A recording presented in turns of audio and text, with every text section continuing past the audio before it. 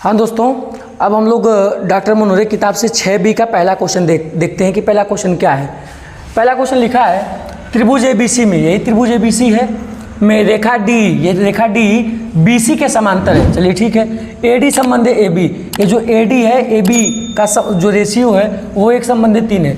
यदि AC अर्थात ये पूरा AC दिया है 4 हो तो AE का मान निकालना है, हमें AE का मान निकालना है। ये देखा जाए त्रिभुज ADE ये छोटा सा त्रिभुज ABC इस बड़े से त्रिभुज के समरूप है। ये छोटा सा त्रिभुज ये बड़े से त्रिभुज के समरूप क्यों होगा, हम आपको बता रहे हैं। ये जो छोटा सा त्रिभुज है इसका कोण A और जो बड़ा सा त्रिभुज है उसी के कोण A के बराबर होगा। बराबर इसलिए होगा क्योंकि दोनों उभयनिष्ठ हैं। अब देखिए D समांतर है BC के, तो छोटे से त्रिभुज का ये कोण बड़े से त्रिभुज के इस कोण के बराबर होगा क्योंकि संगत कोण है। इसके बाद छोटे से त्रिभुज का ये कोण और बड़े से त्रिभुज के इस कोण के बराबर होगा क्योंकि ये भी संगत कोण है। ठीक, तो छोटे से त्रिभुज का तीनों कोण बड़े से त्रिभुज के तीनों कोण के समरूप है, बराबर है। छोटे से त्रिभुज का तीनों कोण बड़े से त्रिभुज के तीनों कोण के बराबर है, अतः दोनों त्रिभुज समरूप होंगे। तो त्रिभुज ADE यानी छोटा सा त्रिभुज ABC यानी बड़े से त्रिभुज के समरूप होगा। और जब त्रिभुज समरूप होता है ना तो खासियत होती है उसकी भुजाएं समानुपाती होती हैं। AD बटे DB बराबर AE बटे AC बराबर DE बटे BC, ये ऐसा होगा। हालांकि हमें इसका काम नहीं है, हमारा काम इतने से हो जाएगा। तो हमने लिखा AD, देखिए छोटे से त्रिभुज की भुजा AD, छोटे से त्रिभुज की भुजा AD और बड़े से त्रिभुज की भुजा AB बराबर छोटे से त्रिभुज की भुजा AE बड़े से त्रिभुज की भुजा AC, ये होगा। तो हमने कर दिया क्योंकि भुजाएं समानुपाती होती हैं अगर त्रिभुज समरूप है तो। ये त्रिभुज समरूप किस कसौटी से ये समरूप है? कोण कोण कोण कोण कोण कोण समरूपता कसौटी से त्रिभुज दोनों आपस में समरूप है। AD बटे AB दिया है 1/3 बराबर AE नहीं पता है और AC का मान देखिए, AC का मान दिया है 4 तो हमने 4 रख दिया। AC का मान 4 इधर आएगा तो गुणा हो जाएगा, इधर भाग है गुणा हो जाएगा। 4 × 1/3 बराबर AE, तो 4/3 बराबर AE अर्थात AE का जो वैल्यू है जो मान है वो 4/3 है। इस AE का मान कितना है? 4/3। तो ये पहला क्वेश्चन था। हाँ दोस्तों, अब हम लोग दूसरा क्वेश्चन देखते हैं 6B का। दूसरा क्वेश्चन क्या है, आइए देखिए। दूसरा क्वेश्चन लिखा है, दूसरा लिखा है चित्र में। तो ये चित्र देखिए, ये चित्र था ABC इतना बना था। चित्र में AD, ये जो AD है त्रिभुज BAC का समद्विभाजक है। AD BAC का समद्विभाजक है अर्थात जितना अंश ये उतना ही अंश है। हमने मान लिया कि ये x हैं यानी बराबर बराबर हैं। ये मानने से कोई मतलब भी नहीं है, लेकिन ठीक है जितना ये है उतना ही है। AB बराबर 6 दिया है, AB बराबर 6 दिया है, AC बराबर 5 दिया है, DC हमें निकालना है ना, और ये BD बराबर 3 दिया है। चलिए ठीक है, हम कहीं लिख देते हैं BD, जो BD बराबर 3 सेंटीमीटर ये दिया है। चलिए हम एक कंस्ट्रक्शन करेंगे। किसी भी सवाल को लगाने के लिए जरूरत पड़ती है तो हम रचना की भी जरूरत पड़ती है रचना की, तो हम रचना कर सकते हैं। हम रचना किए हैं, क्या किए हैं? AD समांतर CE खींचा, AD के समांतर हमने क्या खींचा? CE खींचा और उसके बाद AE को मिलाया, AE को हमने मिला दिया। हमने लिखा है हल।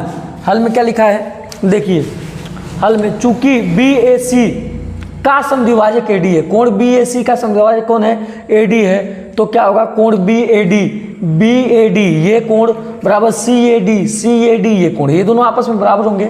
हमने मानने के लिए मान लिया कि ये दोनों बराबर बराबर होंगे अर्थात x होंगे।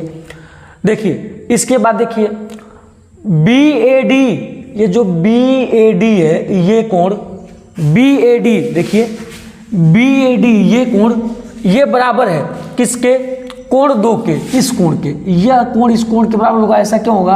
क्योंकि ये रेखा इसके समांतर है और ये तिर्यक रेखा है, तो यह कोण इस कोण के बराबर होगा। चलिए ठीक है। इसके बाद कोण DAC ये कोण ये किसके बराबर होगा? इस कोण 1 के बराबर होगा क्योंकि ये दोनों एकांतर कोण है। ठीक, और ये दोनों आपस में बराबर हैं, ये दोनों आपस में बराबर हैं, तो ये दोनों भी आपस में बराबर होंगे। इसलिए कोण 1 बराबर कोण 2, कोण 1 बराबर कोण 2। अगर कोण 1 कोण 2 के बराबर आता है किसी त्रिभुज में त्रिभुज AEC में कोण 1 कोण 2 के बराबर आ गया, तो कोण 1 के सामने भुजा AE और कोण 2 के सामने भुजा AC, ये दोनों आपस में बराबर होंगे, तो AE बराबर AC, और AC 5 है तो AE भी कितना हो जाएगा 5। चलिए ठीक है। अब हमने क्या किया, अब हमने कहा त्रिभुज BEC में इस त्रिभुज में क्या है भाई, AD समांतर, देखिए ये जो AD है ये किसके समांतर है, EC के समांतर है। तो थेल्स की प्रमेय से क्या होगा, ये पार्ट अर्थात BA बटे AE बराबर BD बटे DC, हमने लिखा BA बटे AE बराबर BD बटे DC। BA बटे AE, BA का मान कितना है 6, इसके बाद AE का मान कितना है 5 बराबर BD का मान कितना है 3 और DC का मान नहीं पता, निकालना है। इसको अब हम लोग हल करेंगे, आइए हल किया जाए। 5 बटे 6 बराबर 3 बटे DC, उल्टा कर देंगे, 6 बटे 5 बराबर 3 बटे DC था, उल्टा कर देंगे तो 5 बटे 6 बराबर DC बटे 3, ऐसा हो जाएगा। 3 का इधर गुणा हो जाएगा, 3 के 3, 3 दूना 6, 5 बटे 2 बराबर DC, अर्थात DC का मान जो आ गया वो आया 2.5। यही है आंसर, आप देख लीजिए अच्छे से। हाँ, अब हम लोग देखते हैं तीसरा सवाल, प्रश्नावली 6B का तीसरा सवाल देखते हैं। तीसरा सवाल क्या लिखा है, त्रिभुज PQR यानी PQR की भुजाओं PQ तथा PR पर क्रमशः बिंदु E और F स्थित हैं। निम्नलिखित में से प्रत्येक स्थिति में बताइए कि क्या ये जो EF है वो QR के समांतर है कि नहीं। हमें बताना है कि EF QR के समांतर है कि नहीं। थेल्स की प्रमेय का विलोम होता है भाई कि अगर ये यानी EP upon EQ is equal to PF upon EFR, ये दोनों खंड समानुपाती होंगे तो ये EF QR के समांतर होगा, नहीं तो नहीं। सब मान दिया गया है, PE बराबर 3.9, EQ बराबर 3 सेंटीमीटर, PF बराबर 3.6, FR बराबर 2.4 सेंटीमीटर, ये सब दिया गया है। आइए हम अनुपात निकालते हैं, PE बटे EQ निकालते हैं। निकालेंगे PE बटे EQ बराबर, देखिए PE का मान कितना है 3.9 बटे EQ का मान कितना है 3, ये कट पीट करके आएगा 1.3। थोड़ा इधर निकालिए, PF बटे FR ये निकालिए। PF का मान है 3.6 बटे FR का मान है 2.4, ये दशमलव से दशमलव खत्म होगा, 36 बटे 24 आएगा।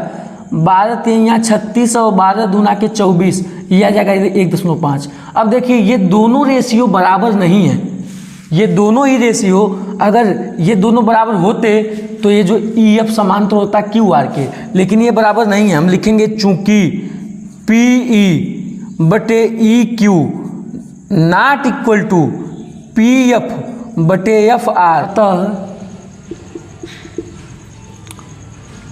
EF व QR समांतर नहीं है, देखिए भाई अनुपात, ये जो खंडों का अनुपात है ये बराबर नहीं आया, इसलिए ये इसके समांतर नहीं होगा। अगर अनुपात बराबर होता, ये दोनों लोग बराबर हो जाते तो ये रेखा खंड अर्थात EF QR के समांतर होता, बट ये अनुपात बराबर नहीं है, अतः ये समांतर नहीं होंगे। तो देख लीजिए आप अच्छे से। तीसरे सवाल का दूसरा पार्ट हम लोग देखते हैं। देखिए सब कुछ दिया है, वैल्यू थोड़ी चेंज कर दी है और कुछ नहीं है। ये PE बराबर 4 सेंटीमीटर, EQ बराबर 4.5 सेंटीमीटर, PF बराबर 8 सेंटीमीटर और FR बराबर 9 सेंटीमीटर। हमने रेशियो निकाला है, रेशियो क्या निकाला है, PE अपान EQ बराबर 4 बटे 4.5। देखिए अंश और हर में हम 10 का गुणा करेंगे तो 40 बटे 45, 5 से कट जाएगा 5 बटे 40, 5 9 45, ये आया 8 बटे 9। आइए निकाला जाए PF बटे FR, अर्थात ये PF बटे FR ये कितना है 8 बटे 9 दिया ही है, ये दोनों लोग बराबर आ गए। हम कहेंगे चूंकि PE बटे EQ बराबर PF बटे FR ये 8 बटे 9 है, अतः थेल्स की प्रमेय का विलोम कहता है कि यदि ये खंड समानुपाती हैं तो ये रेखाखंड इस भुजा के समांतर होगा। हम लिखे हैं अतः थेल्स की प्रमेय के विलोम से EF, ये जो EF है ये समांतर है किसके, QR के। बहुत आसान है, एकदम इजी है, आप देख सकते हैं। हाँ दोस्तों, क्वेश्चन नंबर तीसरा का थर्ड वाला हम देखेंगे। तीसरे का तीसरा देखिए, सब कुछ दिया है, जो दिया वैसे हमने लिख दिया है। PE दिया है 0.1, PE नहीं दिया था, इधर दिया था, PQ दिया था और PR दिया था। PQ दिया था 1.28 और PR दिया था 2.56। ठीक है हमने लिख दिया। इसके बाद ये जो PE दिया था 0.18, तो हमने ई क्यू निकाल दिया, घटा देंगे 1.28 में से 0.18 घटाएंगे तो आएगा 1.10। ठीक, इसके बाद पी एफ दिया था 0.36, तो हमने एफ आर निकाल दिया है, ये 2.56 में से 0.36 घटाएंगे 2.20 आ जाएगा। अब हम अनुपात चेक करेंगे, आइए अनुपात चेक किया जाए। ये पी ई बटे ई क्यू, देखिए पी ई बटे ई क्यू बराबर आया 0.18 बटे 1.10 और कट पीट करके आएगा 9/55। इसके बाद हम देखेंगे ये पी एफ बटे एफ आर 0.36 बटे 2.20, दोनों दो अंक पे दशमलव है तो दशमलव से दशमलव खत्म हो जाएगा, 36/210 काटेंगे 9/55, अर्थात ये भी 9/55, ये भी 9/55। हमने लिखा चूंकि पी बटे ई क्यू, पी बटे ई क्यू, पी बटे ई क्यू, ये बटे ये बराबर पी एफ बटे एफ आर, ये बटे ये पी बटे ई क्यू बराबर पी एफ बटे एफ आर, और ये है 9/55। तो थेल्स की प्रमेय कहती है, थेल्स की प्रमेय के विलोम से, थेल्स की प्रमेय के विलोम से क्या हो जाएगा, ई एफ समांतर क्यू आर। अतः इस स्थिति में ये जो ई एफ है वो क्यू आर के समांतर होगा। आप आराम से देख लें इसको।